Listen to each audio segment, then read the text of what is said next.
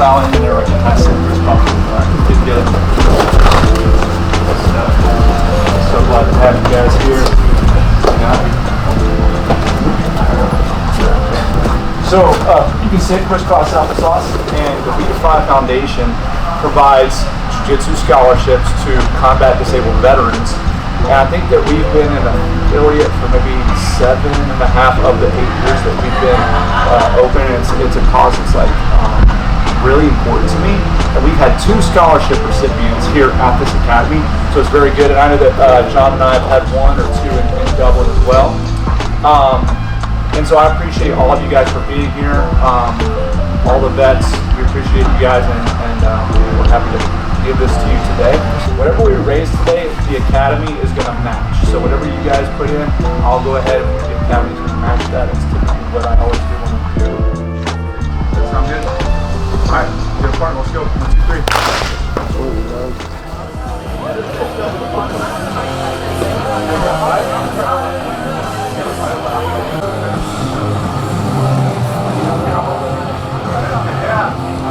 I got it here. I got it.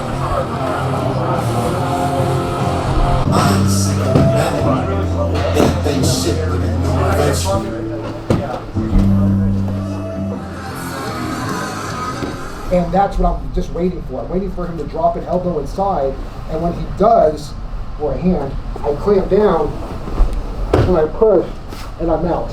Sorry, I look a little sloppy. But I push and I mount, but I always push off my foot when I go, and I don't extend my legs. Because when I learned that when I started extending my legs when I did butterfly sweeps, people were cutting my guard and smashing my legs down. So I really started working on using my foot that I'm going to lift and push. I mean, this really helps with the sweep. So again, I come here to get a grip. He won't let me. Grab the belt, get inside. My head is in his chest, under his neck. Get one here, and I just wait for him to come inside. If he gets a hand, and I like to finish in the mount. And then since I have one hand underneath, I can bring it up, put it on his head, and then go for my attacks. Pretty simple. Can you see one more time? If you got it. Do it another time with the entry. With the entry? Yeah. So again.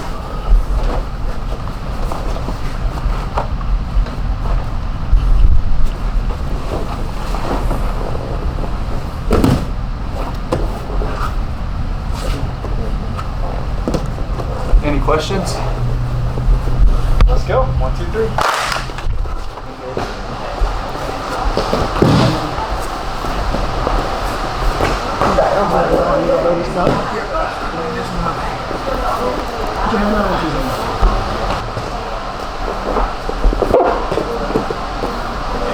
Might not pummel him. You might not. But he said that doesn't matter if you don't pummel him to trap your own elbow. You might collar tie because you're trying to like knee walk back, and you still are able to do it because you took away one of the legs of the table. Okay, I just wanted to show you guys that because he said it was important because like you can't control their reaction. They might not swim for underhook. They might just make a frame, try to knee walk back to like avoid. He said that it's just as good. That's really what I want, because I really wanted to make a frame.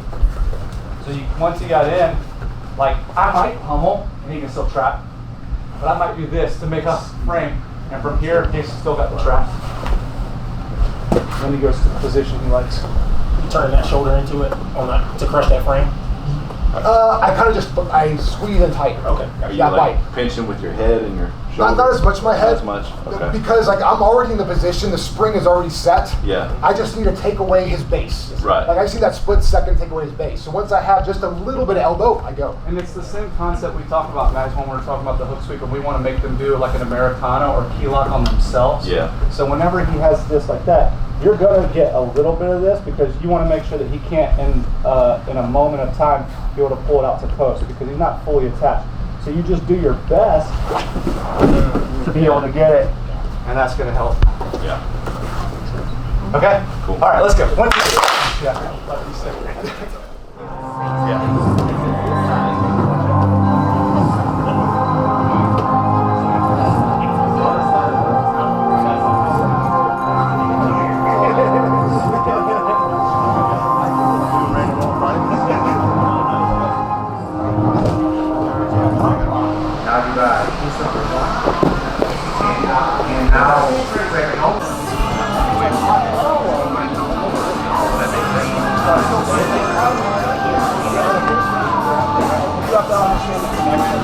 You have to really have a feel for your opponent, like how the we're on.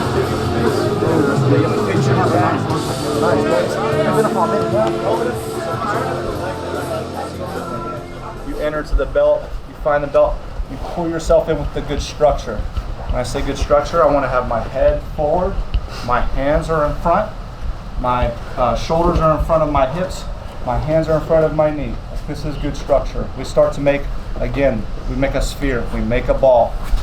Okay, so I search behind the back and I find what I want. Once he slips one elbow in, I'm driving in, I'm trying to basically create enough of a kazushi where he doesn't have both elbows in. So as I start to go this way and then he posts, we see, I was not able to have the right leverage, but I can't just do nothing. I have to be prepared for this common reaction. So from here, I'm moving into the shoulder crush position. Okay, so I just go around as high on the shoulder as possible. My thumb, I'm pointing down, I'm driving the radius into the shoulder pocket there. Okay, and now I'm here. His hip is up. As his hip comes down, I'm stretching out. And now I have a really good position here. I just pull my knee to my elbow, my toes are turned out, not up. This can slip to the inside. Toes turn out, stretch here. I'm not rolling back. It's his job to pin me. I do not pin myself. I sit forward. This is common, right? We know this. So I usually follow the cross kneecap position. You guys know I do that. So again, I think it's very important to get the reps in on step 1. Step 1 is what? Hand fighting. Butterfly guard requires a lot of hand fighting. I told you guys it's more like wrestling than any other guard. Very disciplined hand fighting. Why? Because we don't have control with the lower body. We have contact. Knee walk back. It's like I have to be, see, I don't have control. Control would be like, walk back and he can't walk back. Like I have to be able to maintain the connection. So the first part is the hand fighting and the entry that Rick has given us. And then we pull forward, put that good contact, I find here, and then send it hard. And then move into the side mount, or the pass is not important. The sweep is what's important, the one that is there for you, okay? For sure. So if I go like this, that's not good. You guys maybe can't see, it's like my elbow's down here. There's no ability, I have a good crunch, but no ability to make a frame on his face to steer him, right? And so then if I can't control the face and take the cervical spine out of alignment just a little bit, then what's gonna happen from here is the elbow slip. And we have answers for that. We have some things, but I wanna be committed. I wanna have the most amount of control that I can for the position. So that doesn't always mean this lock. Well, this one's better. No, this one's better in that specific instance. And the height and the length of my ulna here is gonna be different than yours. So I had made that commitment. I bit down. See, I feel good here, right? That feels good, right? It's like, I mean, that's a good one. No, that's good, right? It's like, but this would maybe not be good. Yeah, let's say I have a modified butterfly grip, but I could have something like this too. So just make sure that you have enough of a frame to keep their neck away from their shoulder. So that way we don't have to worry about the elbow slip as much. Good question, black belt question. Yes, sir. I was just wondering where you were grabbing, Gabriel grabbing the shoulder. If you push down a little hard, doesn't it cause a shoulder dislocation? Maybe if you did it. Not if I did it, but it hurts a lot. Yeah, you can definitely tell it creates an impingement I would not say dislocation, but it's definitely an impingement. He can feel that it's like it goes like this, and your body's now misaligned, right? I have other options. I can go to inverted arm lock. I can go to other types of hook sweeps and back takes. But from here, I just make this lock, and there's like an impingement. You can kind of see how I bite, and his whole body goes down, and then I kick that out, and the frame is in the face as I take him over. And if you guys want to be fun, we can have the fun stuff too. But make sure you pass the guard, and then keep thinking about forward progression toward the back, toward the submission, what have you. Okay? Let's practice. 1, 2, 3. Oh yeah.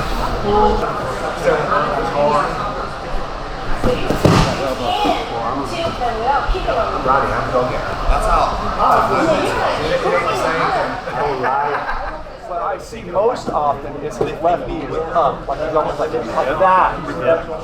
Okay, so that's when I bring this out and I just kick it. But if he keeps the leg sprawled, like what you did is fine. You just take him over. You can't make him do the right reaction. He puts an elbow in. I go to sweep him. Oh no, we're gonna go to the first. Gotcha. That's me. That's me. So I go to sweep him. I land in the mount, right? So I land in the mount. I like to put my feet together, my head here, stay tight. I take my right arm where I have the underhook, and I'm gonna start walking up. And this is usually the easiest one to get. Once I get here, I cup the head. Okay?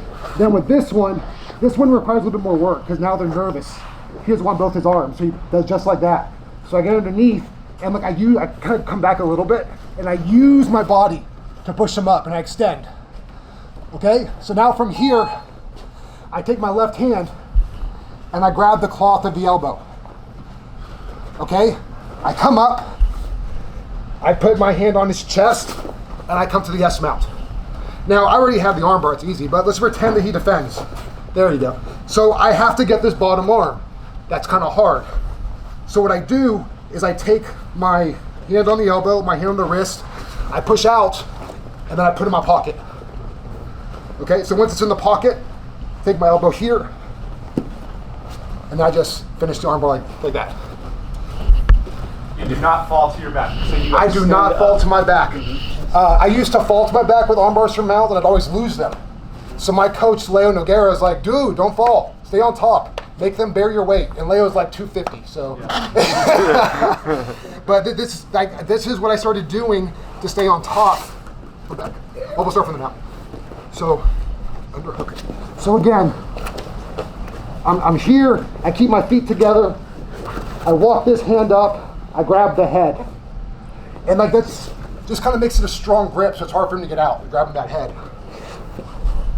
Then from this side, get under the elbow. And like I might use my body to drive and push. And this happens a lot. His arms are straight out just like that. But that's not going to stay. He's going to put them together. As I come up, I grab the cloth. S mount. Perfect, just like I want.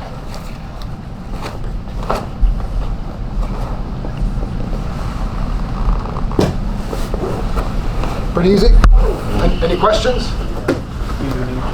Can I see it again? Of course. And if there's a particular part of no, it's cool. If there's a particular part that like you want me to explain better, let me know. So we're here. And if you notice, I kind of walk wide. I think that's because I have more leverage.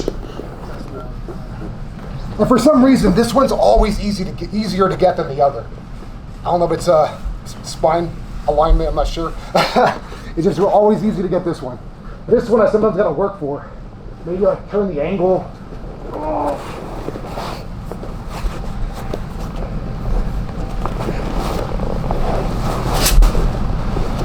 And I noticed that when I get tighter, it's easier to break his arms.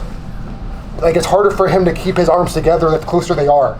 And I'm really squeezing. Cole, if you've rolled with him, he's really good at squeezing his knees from the bottom position. Same thing. I'm squeezing my knees and staying really tight here. It just makes his arms easier to come apart. Coach, I have one question. I'm sorry to ask. I'm going to get barbecue for this pump.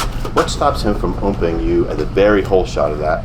So as you get your right arm, what's stopping him from just putting his hand on your head and kind of doing an umpa and bumping you off? From where? Because if his hands are above his head, it's hard for him to put his hands on me. May I show you? Yeah.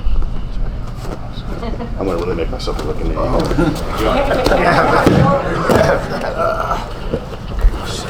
So you kind of got him here, yeah? And he's here. I was here saying like early in the position, Joel. I'm going to transition. Yeah. Yeah, so what you want to do when you have mount is, this is probably another series, but when you have mount, you want to start using your head. So depending, like if I have this arm trapped, my post is away from there, I might turn this angle, put my head down, right? But you really want to use your head and evenly distribute your weight. I like to, if you notice my feet, I'll keep my feet together because it helps lock me to his hips. Sometimes I'll cross, but I keep them together because it helps me keep to his hips until I get high. Then once I get high and I'm sitting on his chest, mount, bump. Okay.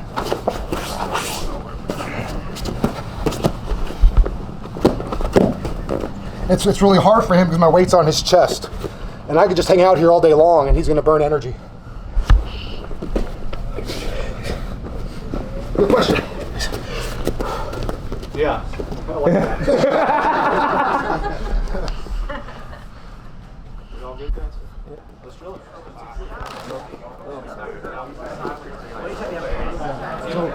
So try to get more like behind the elbow. Yes. There we go. Good. Keep pulling. Keep pulling. Stuff this one here, then I can finish this one. You leave this knee behind when you finish? Yeah. So you're in here, you said this elbow, pinched here, and then from here, are you just putting it over your outside? Perfect. You just do it to your body and you can just keep it perfect height. Or you can go back. You can put it behind your armpit. Yeah. Boom, that's tighter right there.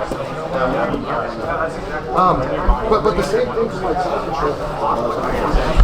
So if you're in side control, right, and you guys are like kind of raised, just like that, I can't hold